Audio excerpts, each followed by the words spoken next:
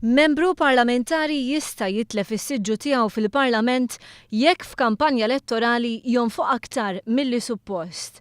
Dan skont il-liġi tal-finanzjament tal-partiti proposta mill-Gvern u li l-abbozz tagħha kien ippreżentat mill-Ministru tal-Ġustizzja Owen Bonnici.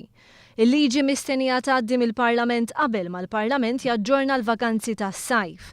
Skont il-liġi kandidat f'elezzjoni ġenerali ma jistax jonfoq aktar minn 20,000 euro f'kull distrett elettorali illi jikkontesta.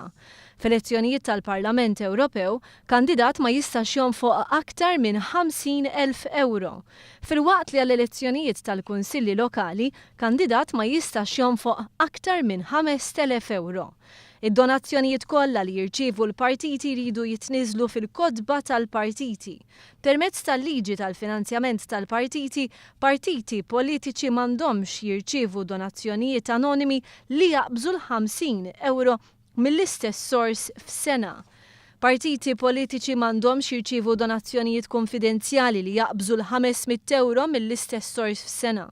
Il-partiti politiċi m'għandhomx jirċievu donazzjonijiet li jaqbżu l-40,000 euro mill-istess sors f'sena. Anke jekk partit politiku jirċievi rigali, sponsorships jew proprjetà bħala donazzjoni, il-valur m'għandux jaqbeż dawk iċ-ċifri msemmija.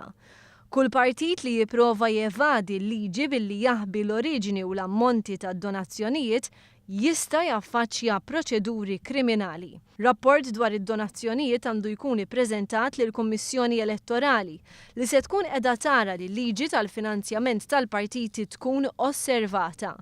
Il-Ministru Owen Bonnici qal li bil-liġi tal-finanzjament tal-partiti il-Gvern se jkun qed jimxi lejn politika trasparenti u nadifa. Il-Ministru fakkar fil-liġi tal-whistleblower, id-dritt tal-preskrizzjoni u din il-liġi li l-koll għandhom lan li jkattru l-fiduċja tal-poplu lejn il-politiċi. Din hija tielet pass minn kull għana sħiħa tal-liġijiet. Aħna stajna daħħalna dawn il-liġijiet fl-aħħar tal-leġislatura, imma aħna tqażilna li ndaħluhom fil-bidu tal-leġislatura x'aħna nemmnu li dawn il-liġijiet se jgħinu għal politika aktar nadifa. Min-naħa tiegħu il-Kummissarju tal-Liġijiet Franco De Bono qal li l-fondi li ngħataw lil partiti politiċi mhumiex xi ħaġa ħażina, iżda kien hemm bżonn ta' tisħiħ f'dan il-qasam. De Bono qal li huwa kien ilu żmien twil jaħdem u jitkellem dwar l-importanza ta' din il-liġi. Temm jgħid li grazzi għal konsultazzjoni pubblika li saret mill-partiti politiċi kien hemm qbil bejniethom li din il-liġi għandha tidħol fis-seħħ.